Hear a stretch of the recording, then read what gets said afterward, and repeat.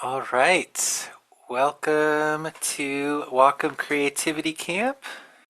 We're so excited to host Gigi Murakami here today, who will be presenting her workshop, How to Create a Suspenseful Manga Page.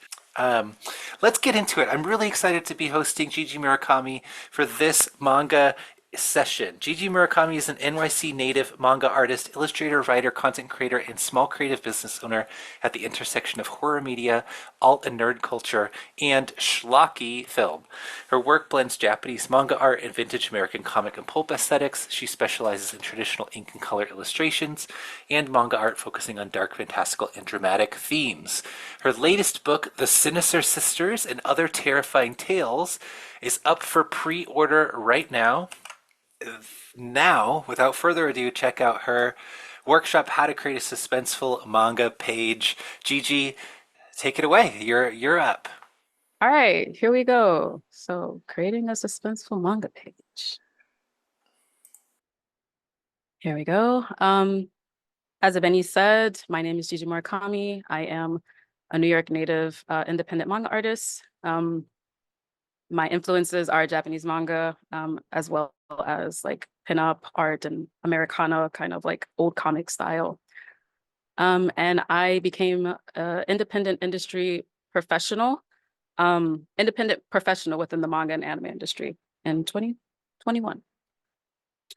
So here's just, I guess this is called a bibliography, I guess. Just like a rundown of my works that have been self-published. So I am curious because this presentation is about manga and suspenseful manga pages. I'm curious what some of your favorite manga titles are. Can y'all throw that in the chat for me, please? Monster, very nice, very nice. JoJo's Bizarre Adventure, Uzumaki, anything by Junji Ito, feel that. Promise Neverland, Witched Atelier. Waiting to get my hands on Resenter. It is available. It is available if you want to check it out. Vinland Saga, One Piece. Okay, some good stuff in here. Ooh, Fullmetal Alchemist, Dan Da Dan. Okay, great. I don't have a favorite anymore, but it was Bleach. Understand, understand. Good. These are all good question. Not good questions, good answers. So what do all of these manga have in common? Right? These are, ooh, sorry, Berserk. Very good, very good. We're here with that. But what do all of these manga have in common? What they all have in common is suspense. Just for clear definition's sake, what is the definition of suspense from Merriam-Webster Dictionary? Suspense, it's the state of being suspended, mental uncertainty, pleasant excitement as to a decision or an outcome, the state or character of being undecided or doubtful. So how would you create suspense in your manga?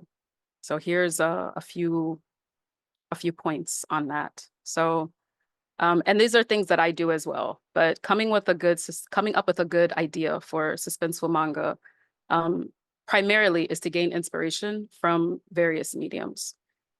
Some of the stuff that I have listed here, read manga and comics. You all have already done that.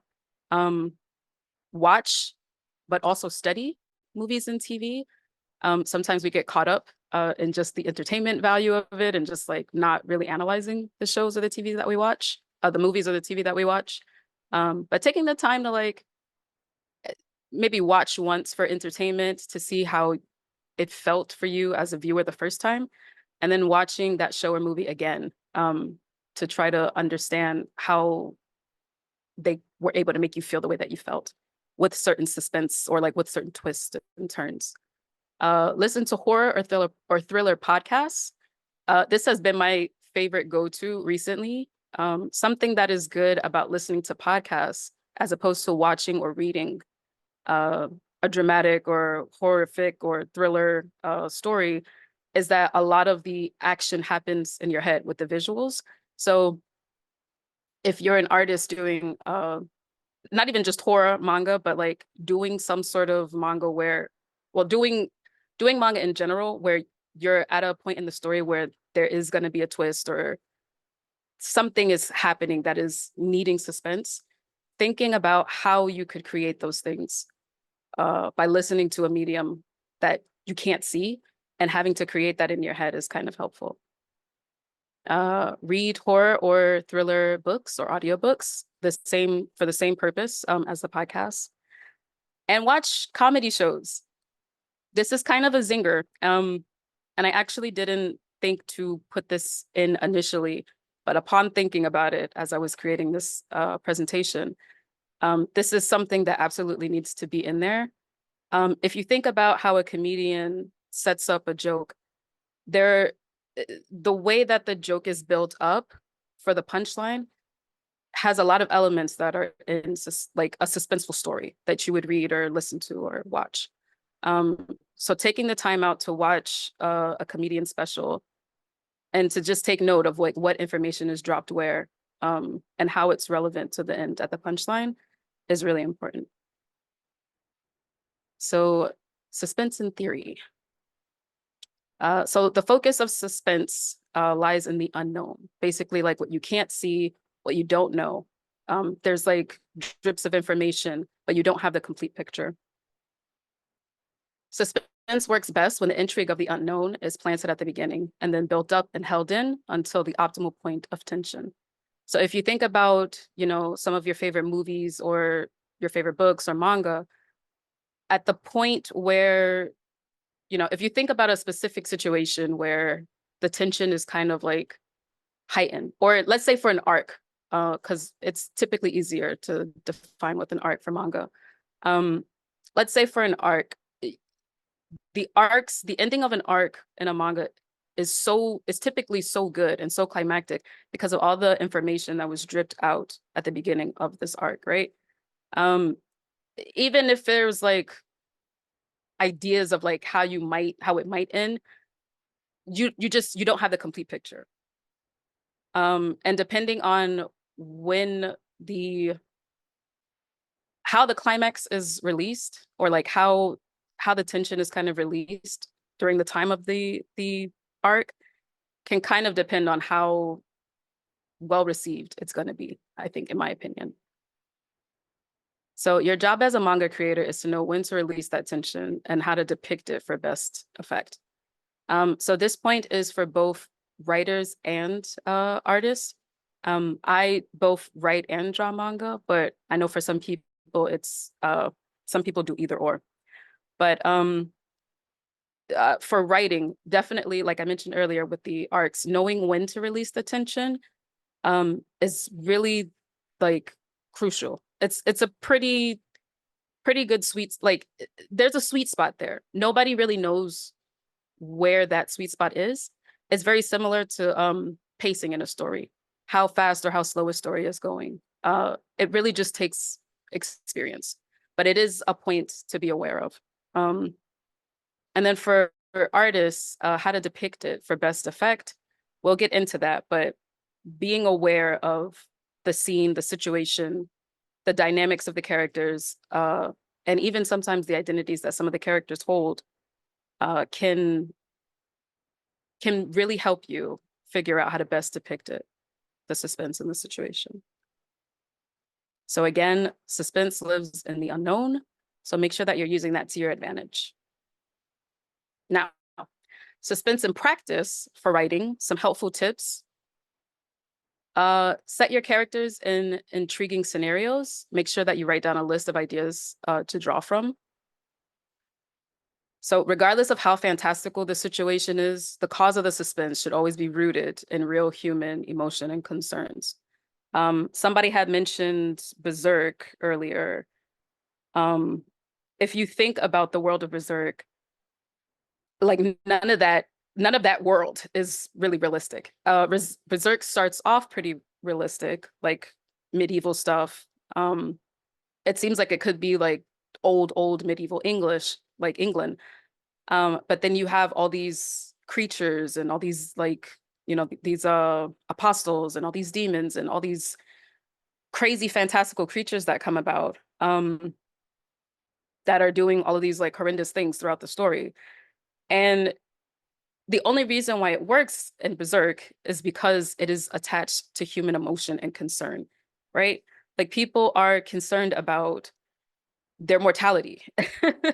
There's like a level of like manipulation that is involved because, you know, I don't want to ruin too much of the story for people that haven't read it, but there's all these different things that are happening within the story that are rooted within like human emotion and concerns.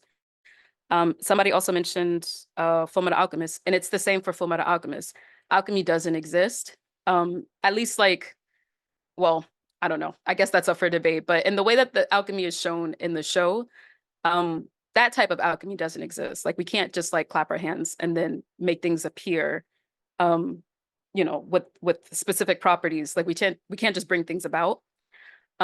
However, again, the show works because of how deeply rooted it is in human emotion and like human concerns and also human situations as well because of topics such as genocide, issues with power dynamics in the military and all of these other things, manipulation in that sense also. But again, all these things work because they're rooted within real human like emotion and situations. So suspense has to have relatability in order to connect with the reader. Again, to the points that I mentioned earlier, especially for something like Fullmetal Alchemist. Somebody said Nana earlier. Nana's another one. Somebody said Blue Period. Blue Period is another one. The main crux of like Blue Period is I forget the main character's name for Blue Period.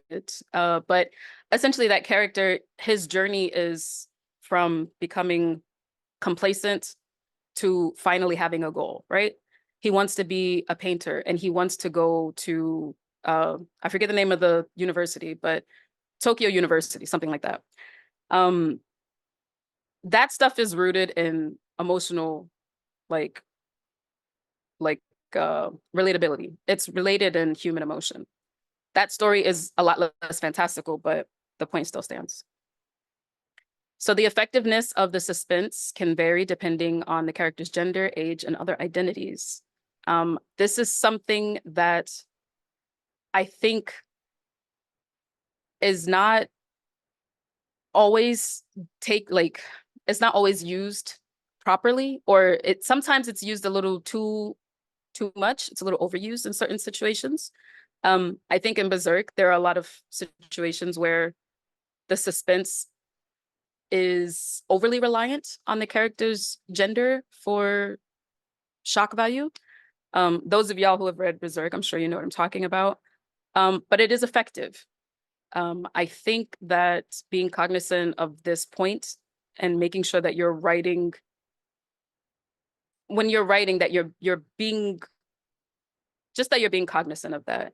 I think that when you have a diverse range of characters, when you are focusing on what makes each specific character unique and special to the story, and then adding the suspense or targeting the suspense at those uniquenesses or those identities, I think that's when you have like it's a recipe for a really powerful emotional effect on the reader.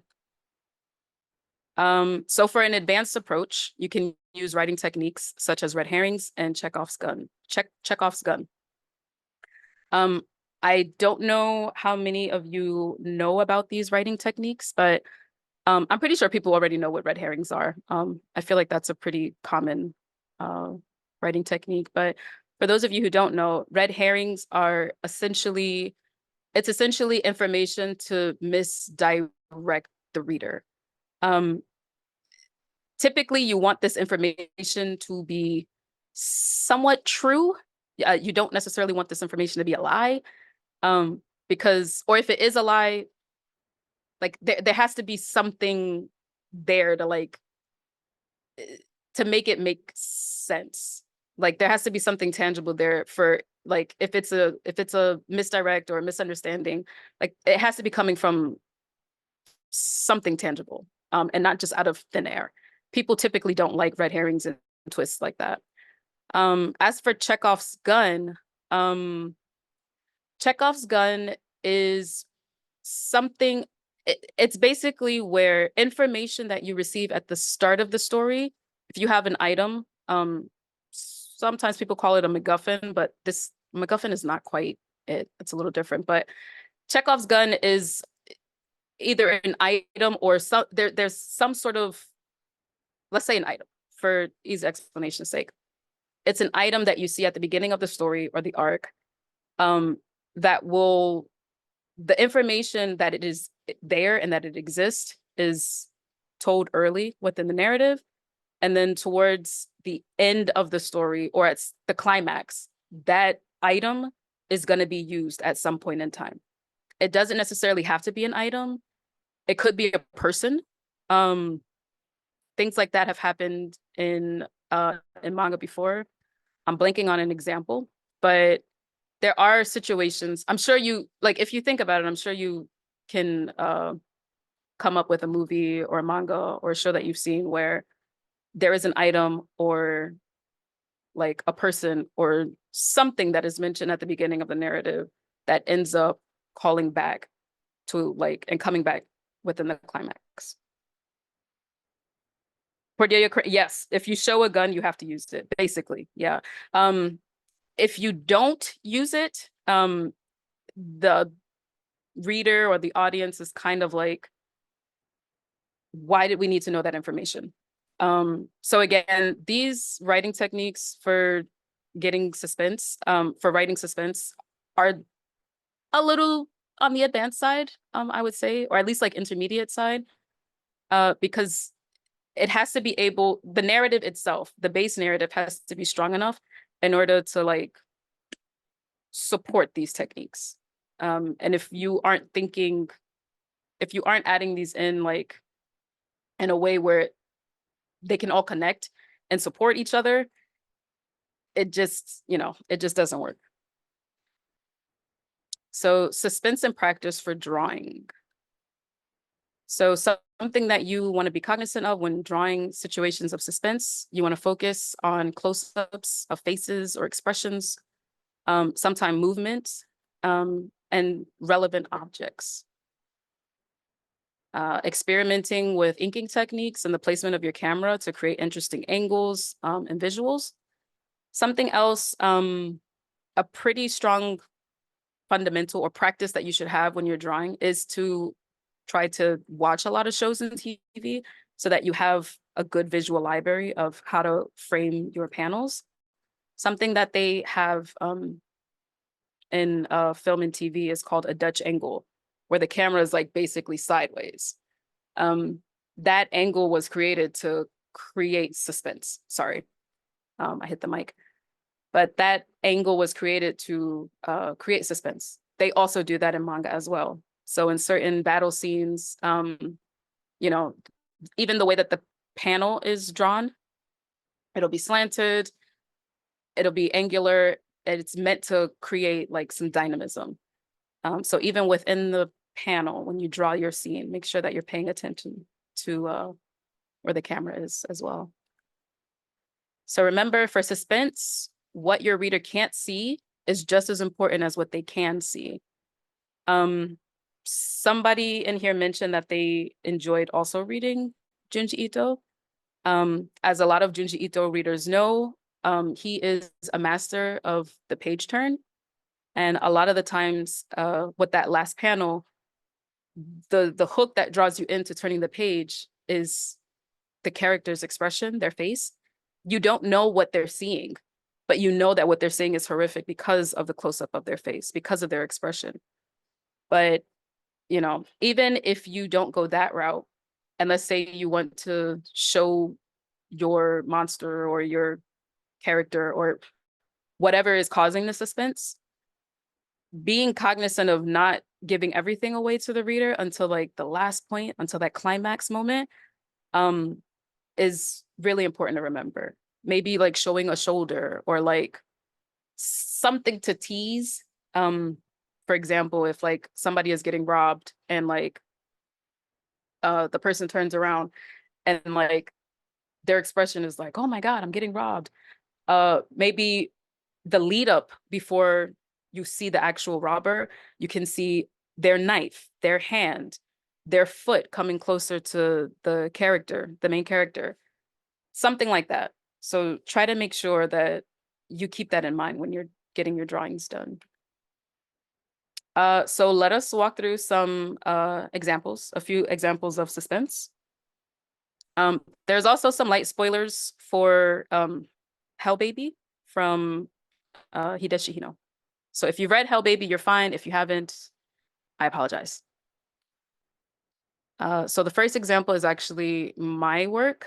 This is called Tooth Fairy.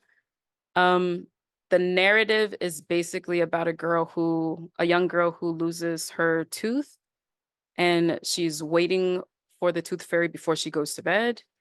Um, and you know, she sees something.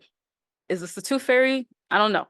You'll have to check it out and read it. But uh, part of part of the point of holding tension and building it until optimal time is if you look at the panels, page one, you know, the girl, her mom, everybody's kind of like winding down, the lights go off, and then the girl is, on the second page, the girl is about to get into bed, she's getting comfortable, and all of a sudden we hear some sounds.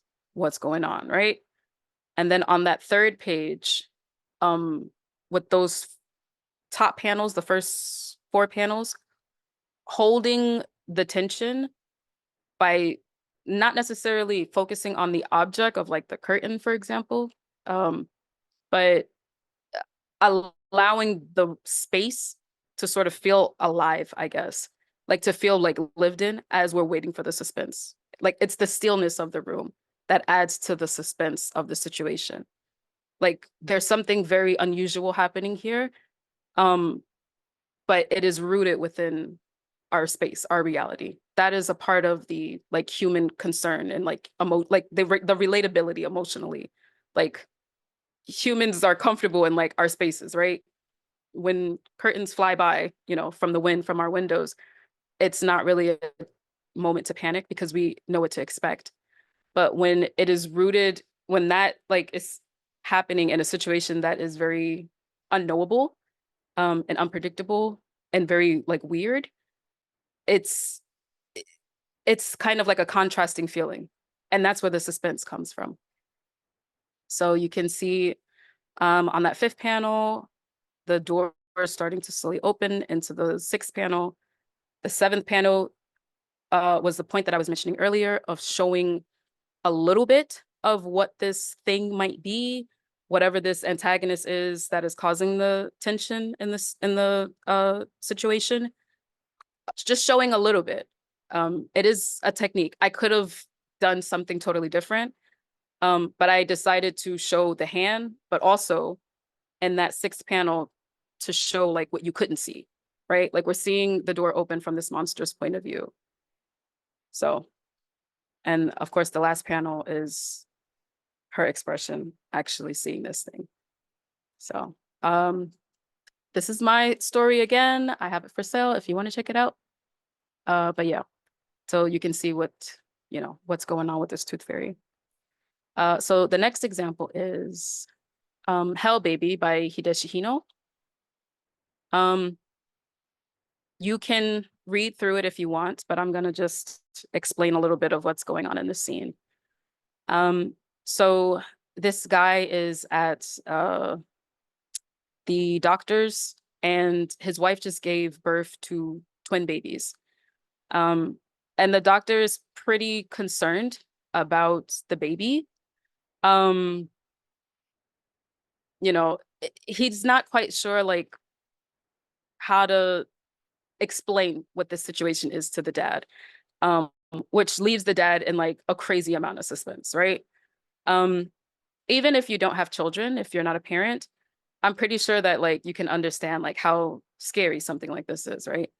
Um, so that's page one. Page two, we have environment, we have atmosphere.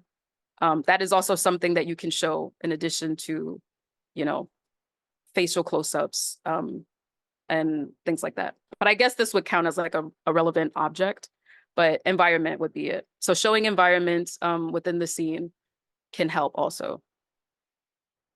Um, so now they're going through this dialogue about what's happening with this baby. And he's like, I need to see what's going on. I have to see her. So here is the first red herring. So one of the twins, the firstborn twin, is actually normal. Um, and you kind of have this idea, just going back on that third page, that as soon as we pass over to the next page, as soon as we turn the page, that we're going to see like this problem child, this like baby that has this thing that we don't even know is what's going on with this kid. But instead of showing the kid right away, and you would think we would, based on how the panels are stacked, the father's face gets bigger and bigger, or the faces on the panels get bigger and bigger. And it's actually this beautiful, healthy baby. And the doctor says, as you can see, your firstborn is perfectly normal. And then he gets some information from the nurse. So now it's like, okay, here's the secondborn of the twins. So the third page, the father comes over. And here's where actually the second red herring comes through. So page 2, panel 3, where you get that crack where the father is looking, they're like, we have your second-born child. On page 3, I meant to say page 2 before, sorry. On page 3, that's the second red herring. Because again, at the end of page 2, we're expecting to see the baby. That is the page turn right there. It's like, okay, I'm ready to see the baby. And we have our second red herring. This is advanced. You don't want to like overdo this and like hold the tension too long, because you will lose the reader. It really has to be, it has to be pretty snappy. So now we get to page 3. The nurse is there, and it's like, okay, we are ready to see this kid. So you can see the baby is crying. The nurse is bowing away.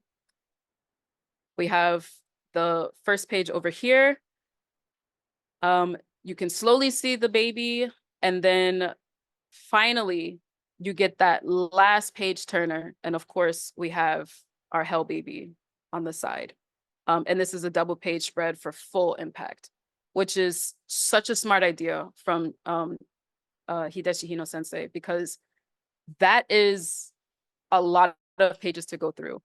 Now, if I'm going to be honest with you guys, when I added these pages into this presentation, I didn't take everything from the dialogue. So this is not the first page, if I'm not mistaken.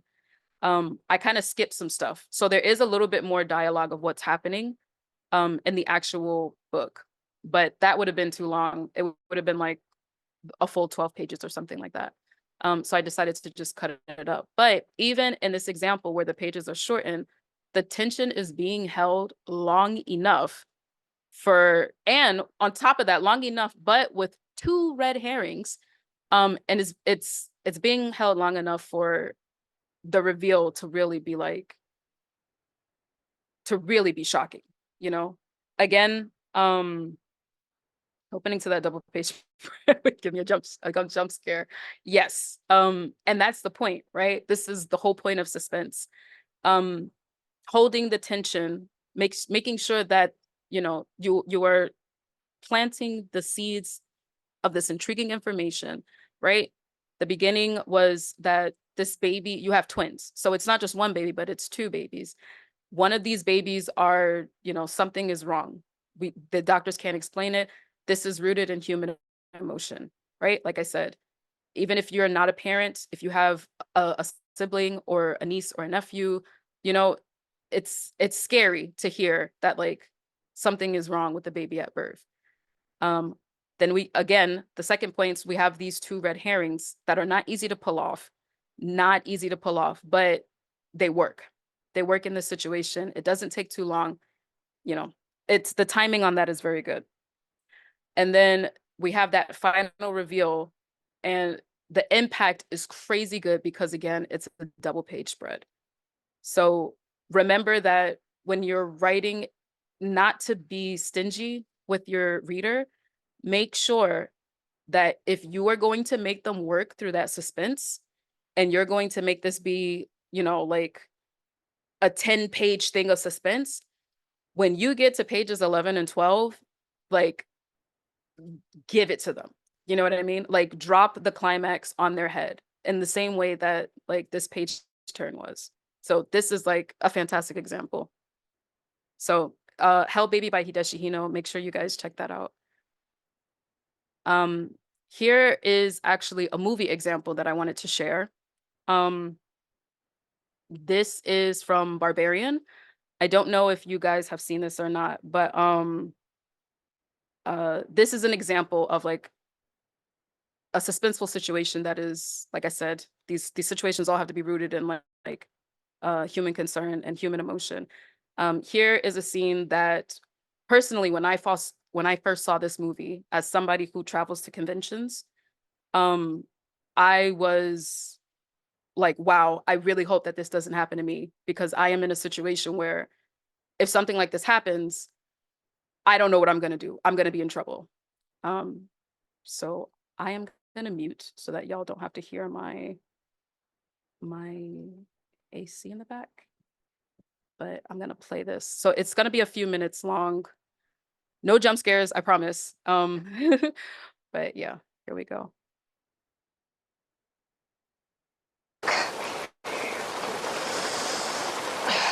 Are you able to hear it?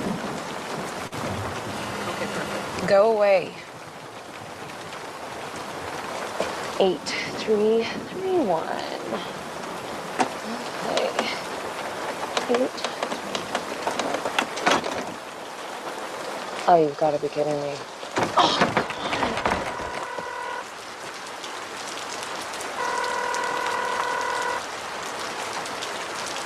Hi, you reached Bonnie Zane with Greater Wayne Property Management. Oh, you gotta be fucking kidding me. But please leave a message and I'll call you right back. Hi, this is Tess Marshall. I'm in town. I'm at the house on Barbary, and I'm on the porch, and it's pouring with rain, and there is no key in the lockbox. So please, could you just call me back on this number? Thank you. God damn it.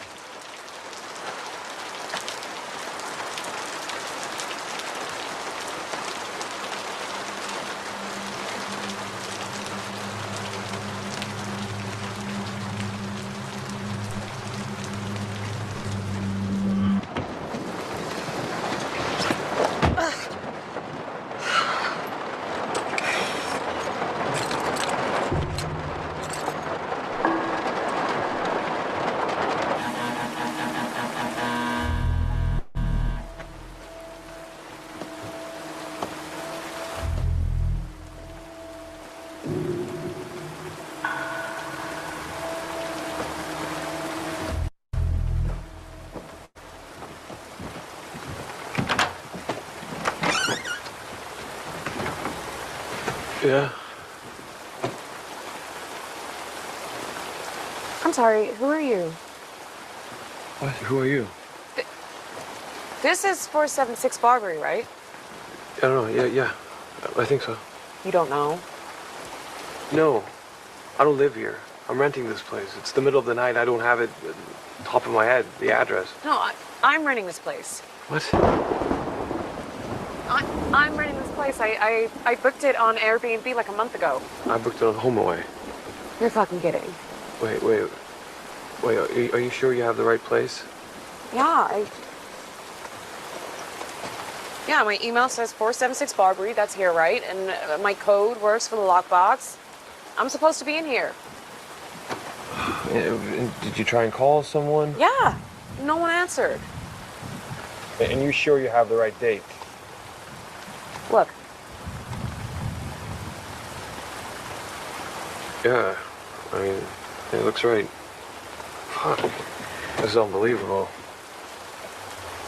What am I supposed to do? I don't, I don't know. Why don't you come inside and we'll call these idiots.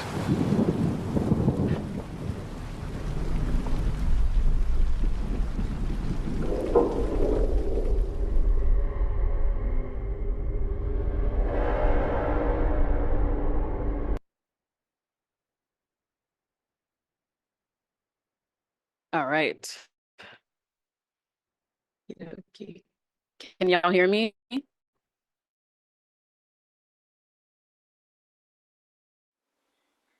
Okay, we're doing something different. All right, there we So, go. um, this is really the time for Q&A at this point. This is a example page that I'm working on. I am going to be cleaning this page up, and if we have enough time, adding some tone, maybe some dialogue.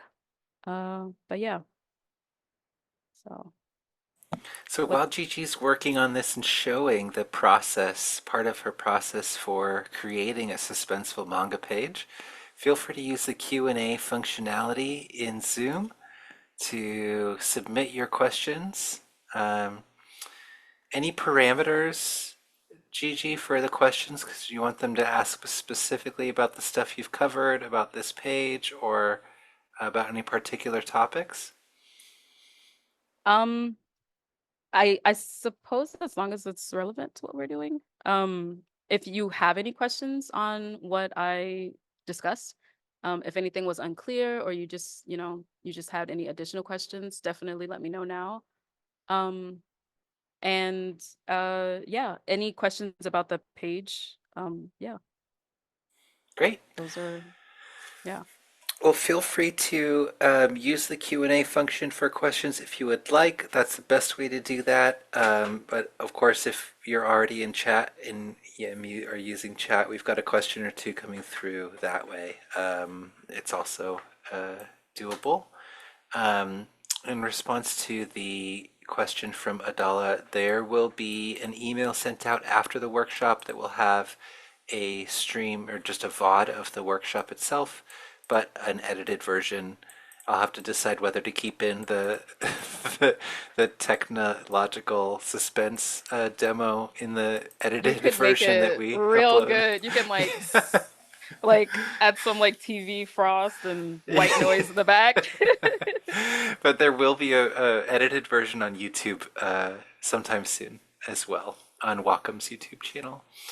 All right, so we've got one question for you, Gigi, which is what are some of your favorite um, media, I guess, whether film, manga, TV shows, etc., to reference or find inspiration for when it comes to studying and learning more about suspense? Honestly, all of the stuff that I listed, um, I, if you guys follow me, especially on Instagram, you know that I love horror movies, and I love movies in general. Even if it's not a horror genre movie, you can still find suspense in other genres as well. Um, but yeah, I like movies. I don't watch as much TV as a lot of my peers do. Or even like my fellow content creators. I do listen to a lot of podcasts and a lot of audiobooks these days though. Um, so that is some of my favorite media. And of course, like reading manga is like uh it is paramount. Like you have to read manga in order to get better at manga. If that's your goal. But especially like if, you know, for suspense, like if you're going to do manga, you have to read manga. Thank you. Um, we've got a bunch of questions coming in. Keep them coming in, folks, and I will relay them. And Gigi will give some answers. I've got one question that says, how do you figure out how to write your story when you don't know, I guess, the layout, they say, of where to start in your story to create suspense? So I guess it's kind of more of a writing question about like um, about plotting out and kind of getting the kind of overall arc of your story. How do you kind of figure out those kind of questions? So, I would not write my story with the focus being on suspense. I would write the narrative. What is the problem? What is like my character going through? What do they want? And then suspense naturally comes from that. It really just depends on how deep you want to go with the suspense. Obviously, for dramas, it's not as like intense or as like exaggerated, but for a thriller it might be more so, and then of course for horror it's like full on like we're doing all the things for the suspense. So my biggest advice on that would just be to just plot out your narrative. Focus on the fundamentals, like what is your character's goal, what is the problem, what are their identities. Make sure that you know your character well enough so that when the suspense comes, um if these all connect to the relevant problem, that you can craft something suspenseful from it.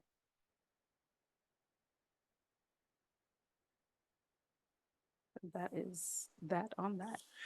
Thank you. And I think we've got a couple questions that I think build off of that, which are kind of about character. And that earlier you mentioned that you should use your character's identity to when you're thinking about suspense, and that it should be kind of relevant and make sense for the character. But this question asks, you mentioned not relying on a character's gender for suspense and focusing more on other things that make them unique. Can you expand on what relying on their gender in a way like how that would look in a way that you think would be most useful, and maybe an alternate example?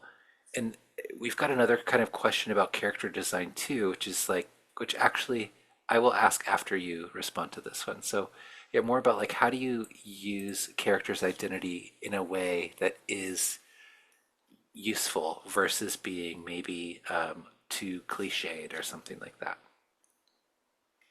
So what I actually said earlier was Berserk tends to use character gender, like uses suspense with character gender a little too much. Not too much, but it's it gets into very sensitive situations, particularly with female characters and like autonomy. I'll leave it at that. Berserk is an 18 plus manga. It's a masterpiece, but it's a hard read. Um, you can use your imagination on that point. So uh, in those situations, it can be considered gratuitous. And so I guess to answer this question, it does depend on your taste. Um, I I don't have a problem with stuff like that because I enjoy horror and all of its grossness. But there even will be some types of horror that I don't like, or like situations where suspense is used in like a horrific situation that is very uncomfortable to me. But that is because of my personal identities and like how that affects me as a human being. Does that make sense? Um, and so I can understand the reason why I mention that is because I can understand that some people holding those identities will take problem with how Berserk uses suspense with the female gender. Um, that being said, though, you can totally use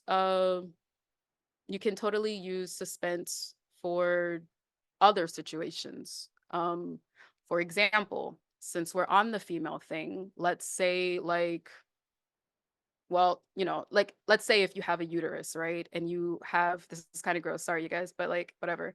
You have a uterus, you bleed every month, right? Something that is suspenseful, a situation that is suspenseful would be this person that has this uterus. It is like they don't know exactly when it's going to be their time of the month or whatever. Um, and they don't have any like sanitary napkins to like protect themselves. They're just going about the day. Um, they're wearing maybe lighter colors. uh perhaps in this story, in this situation, we might have seen a calendar somewhere. Um and then slowly, like, things start to sort of make sense. This character maybe feels like a little weird in their body, and like they ignore it. But like it's a situation of like, is it like, is something, happening? Like, what's going on? Kind of like, you know, I don't know if that was like the best example, but that was just like the first thing that came to mind. Cause like, as somebody that has uterus, like that would terrify me. um, but that is also a situation that is heavily dependent on gender, right? Um, and so while somebody who is not a female, or like who is, who can't really like relate to that experience, may not understand it to its full intent, like that full extent, but you can totally understand like the suspense of like potentially being embarrassed. You know what I mean? Like that's something that is like relevant to all humans, and like, human emotion and concern. So I hope that example kind of helped. But yeah. Definitely, thank you.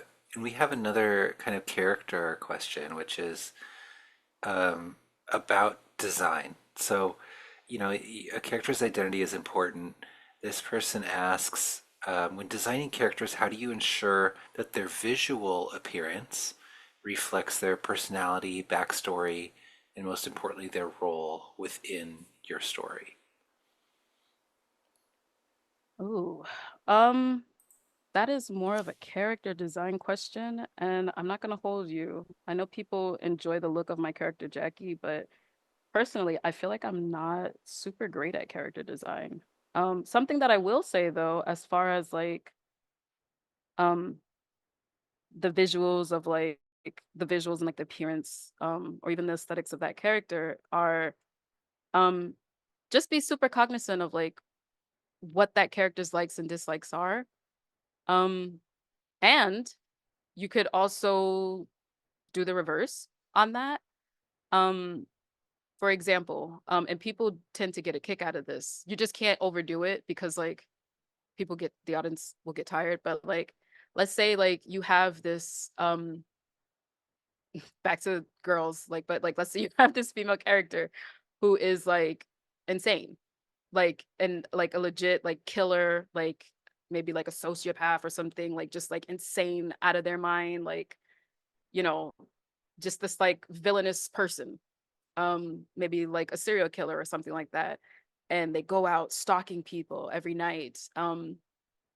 They kill everybody, it doesn't matter, anybody can get it.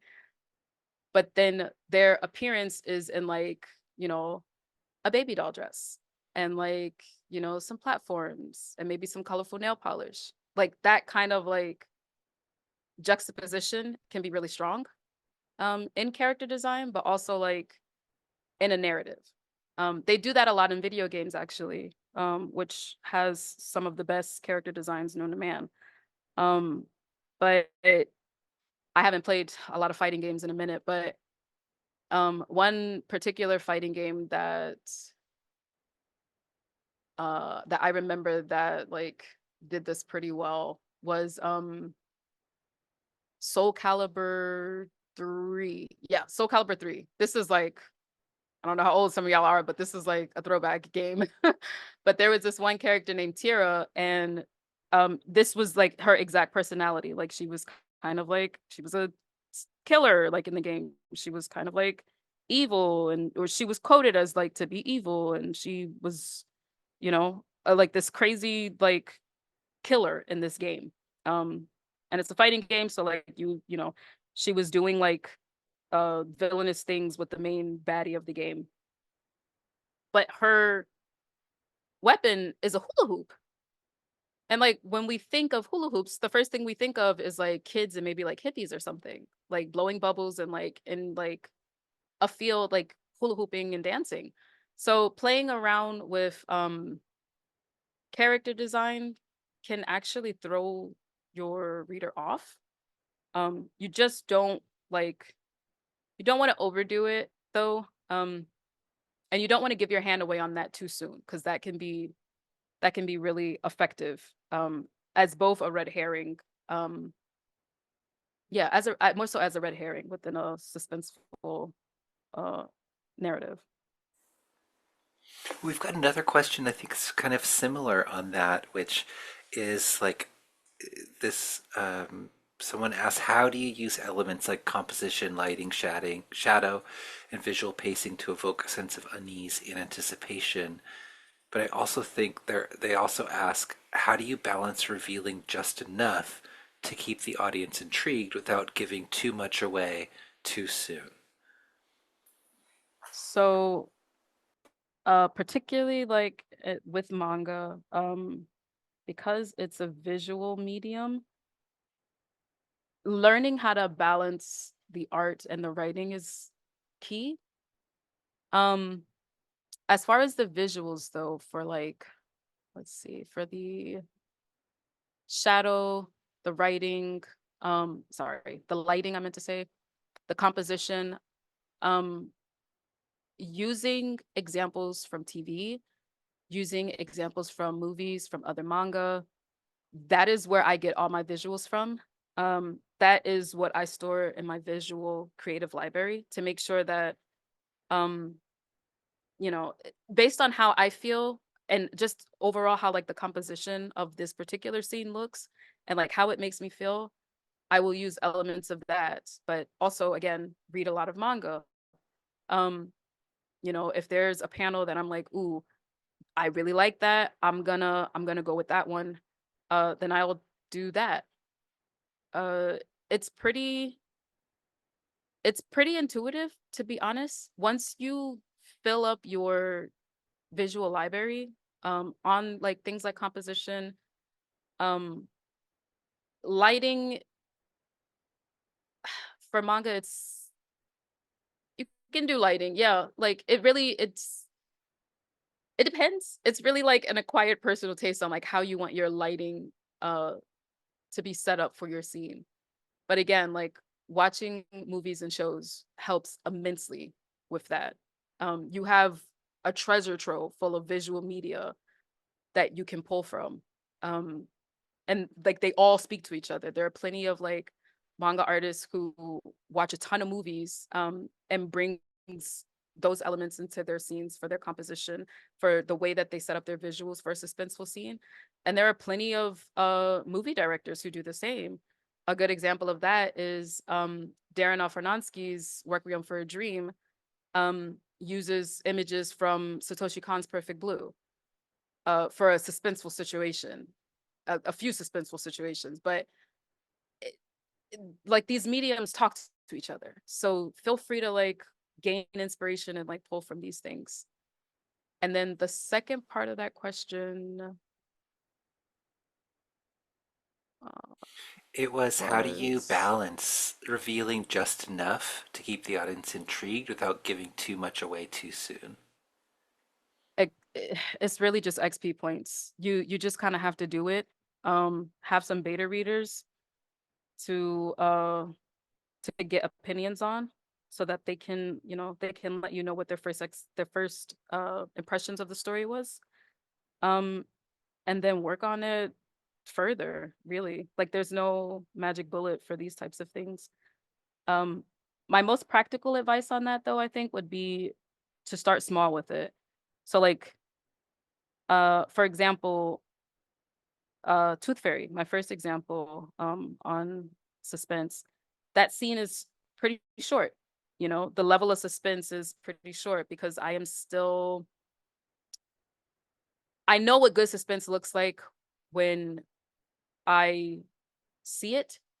And so like I know that like the longer the but like the longer it's drawn out, the more complicated it becomes. Pointing to like the reference that I used with Hell Baby. And again, what I showed you is there's more to that scene, that opening scene, than I added. So starting off slow, building your way up, getting feedback. What was your first impression of this? What stuck out to you the most? Did the reveal of this information and like the release of that tension do anything for you? Did you relate to what the character was going through or to the situation? getting that information from your beta readers and then just, workshopping it and applying it to the next project. As it gets longer, it does get more complicated. And like if you can't kind of get it, if you can't tighten it up when it's little, it's gonna be a mess when it's like a long scene. So, start small. There's no shame in starting small. I have one shot that was only 2 pages, but the first page was full of suspense, and the main reveal was on the second page, and it blew up on Twitter. That post like went like double viral because of the suspense, because of the buildup. Um, it's a one shot called Wash and Go. I don't know if you guys have read it, but I posted it for free once for like a limited time on Twitter, and the post like basically blew up, and then reposts of it went viral. So like the main post and then the repost, like it was, but it's only 2 pages. So master the fundamentals, start very small, get feedback, workshop in a peer group, and then apply uh, the information that you get into the next thing, and then the next thing, and then the next thing. And then you can experiment and make it bigger and longer, in the same vein that Hideshi Hino did.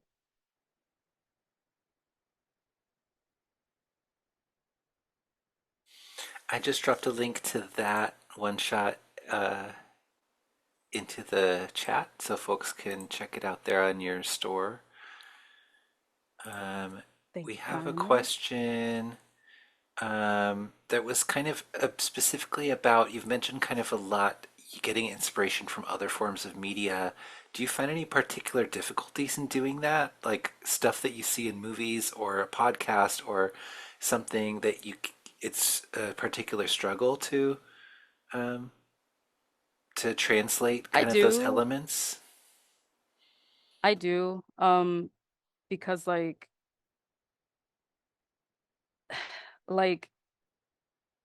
manga and movies are totally different things, right? Um, excuse me.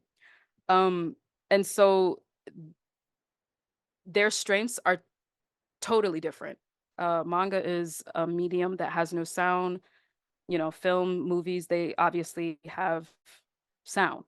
So, you know, each thing has a pro and con, an advantage and a disadvantage. And so that also applies to story.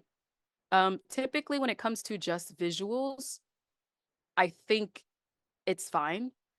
I don't think that there's too many barriers for that.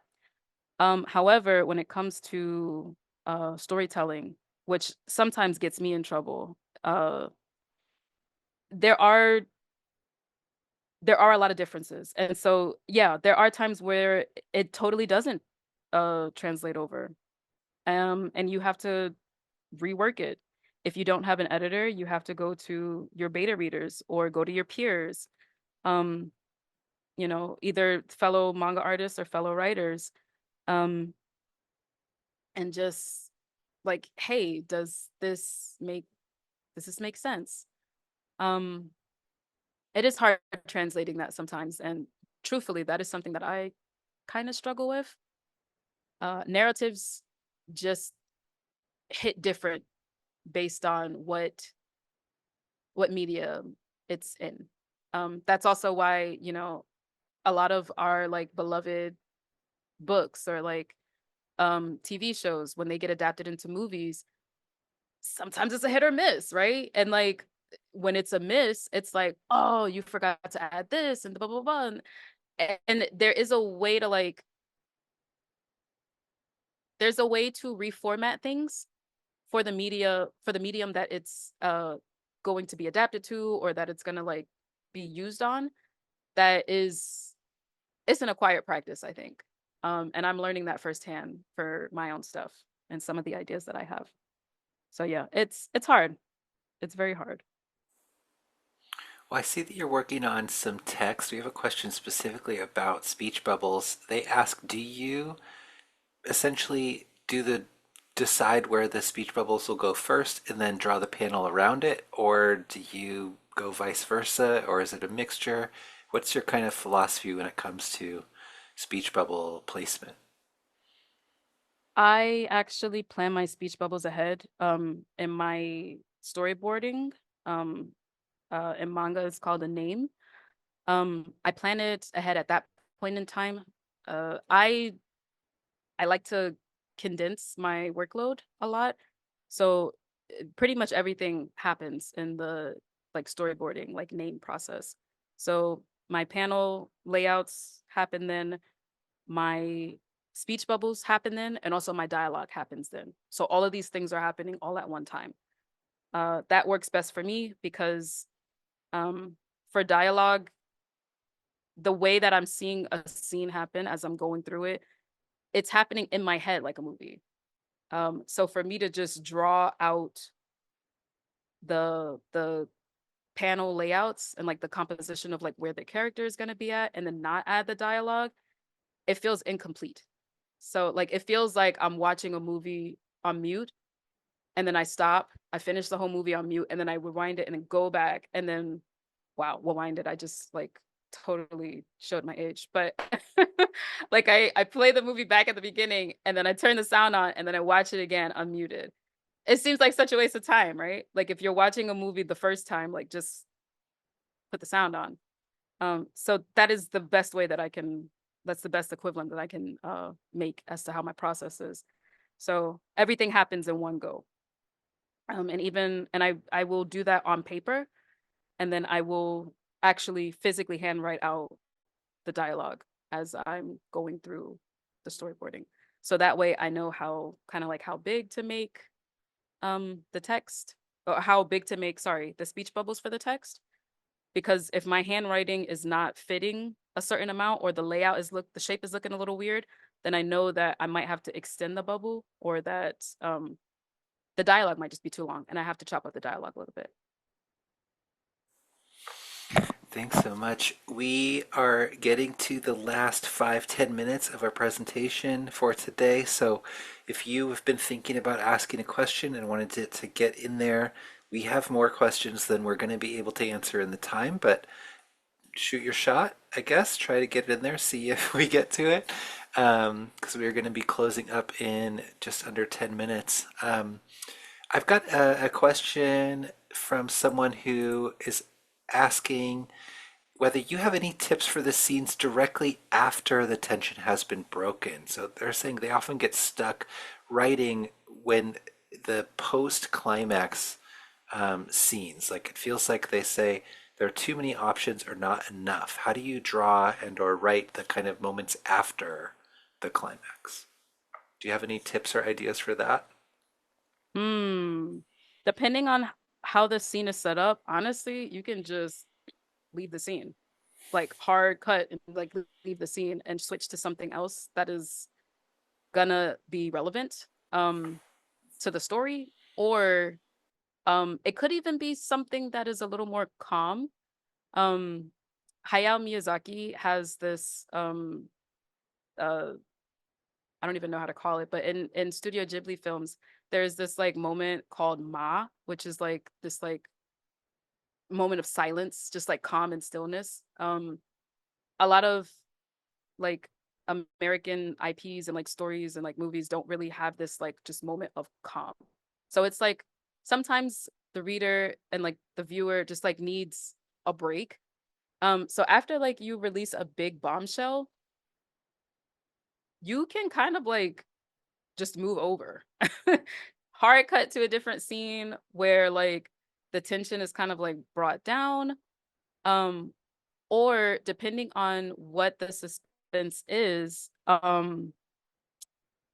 you could even like have a calmer scene, but maybe there are characters who don't know what the main character is going through, right? Like they're kind of questioning. Something that's coming to mind right away is like think about like a story where like there's a slasher killer or something and like it's a group of friends and like the main character or one character runs into the killer and like there's this like very suspense filled situation where um maybe they're hearing things and like the killer is like creeping up on them and then it's like turn and then page turn reveal like the killer is here, hard cut to the next scene, the characters that don't know what has happened, but you know, and maybe, you know, they're trying to figure something out, and in their trying to figure things out or find a solution, their solution is super dumb, right? But it's a calmer moment. But you as the reader is still engaged because you're like, man, no, don't do that because this thing happened. Like, wait until you meet this character and like they'll tell you whatever. And like that's a calmer situation, but it's still relevant to the entire narrative, right?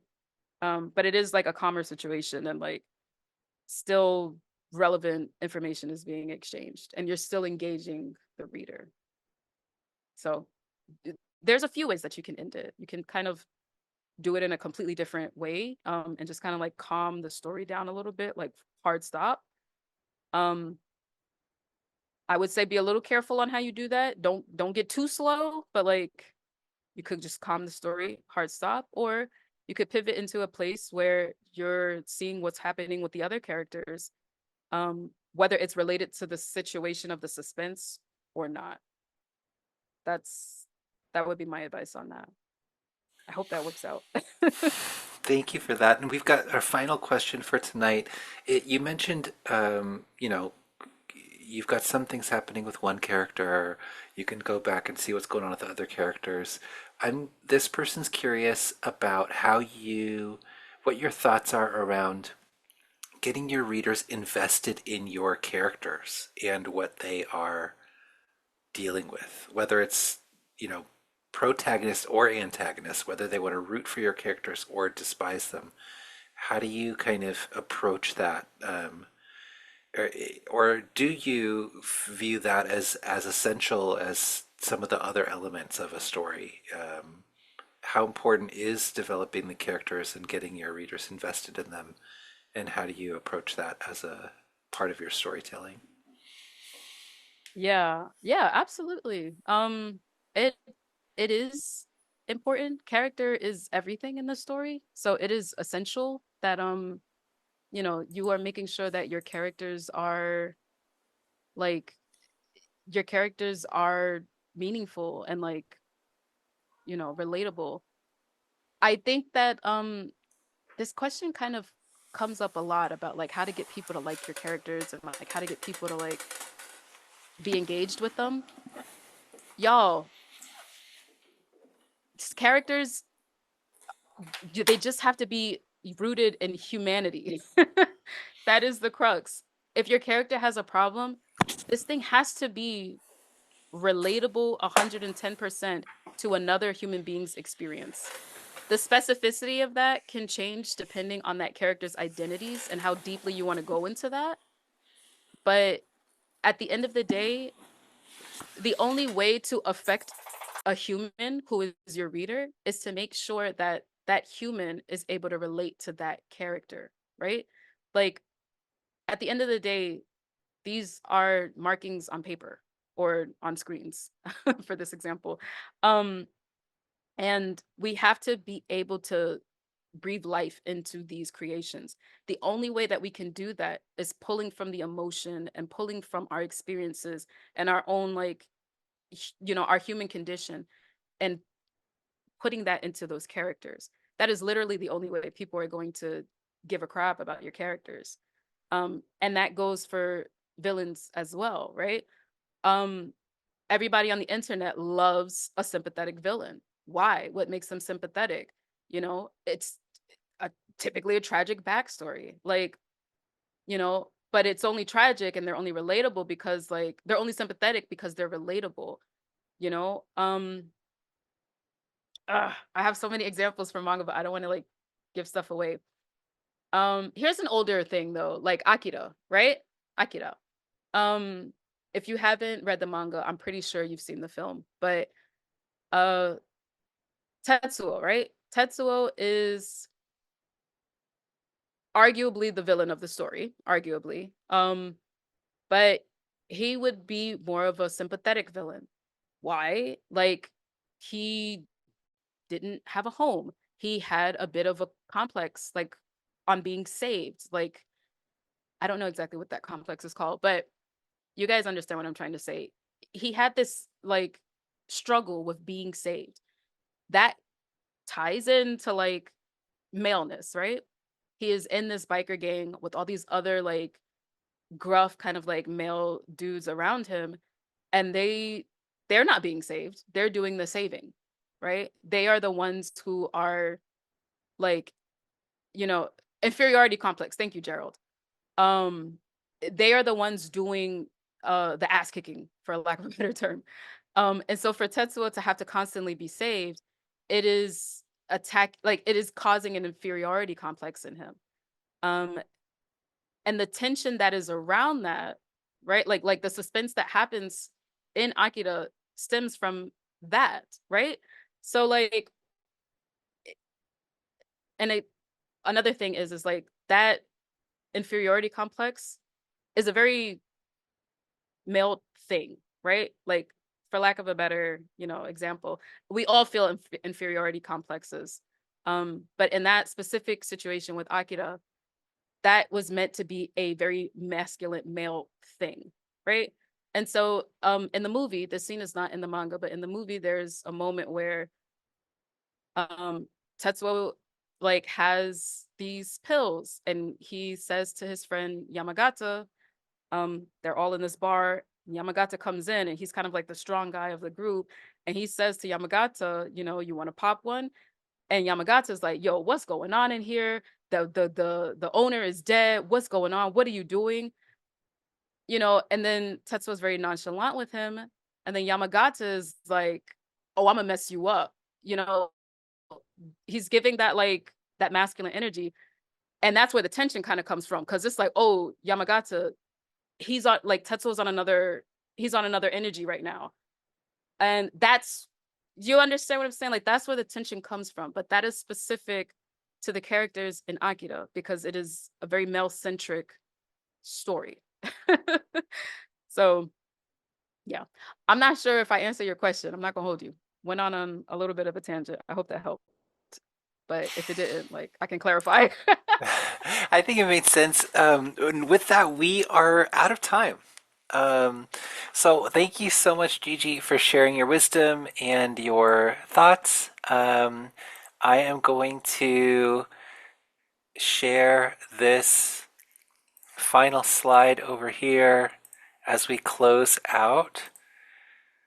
Finally, I wanted to share that the Wacom eStore is the best place to get a Wacom device, and we have a number of products that are currently on sale, as well as a special discount code Summer Savings for anyone who attended a creativity camp session, which means everyone who's currently in this Zoom or attended earlier. And that is all of the stuff that I have to share. Thank you again, Gigi. If you want to throw in your thanks into chat, please feel free to do that. It was a wonderful session.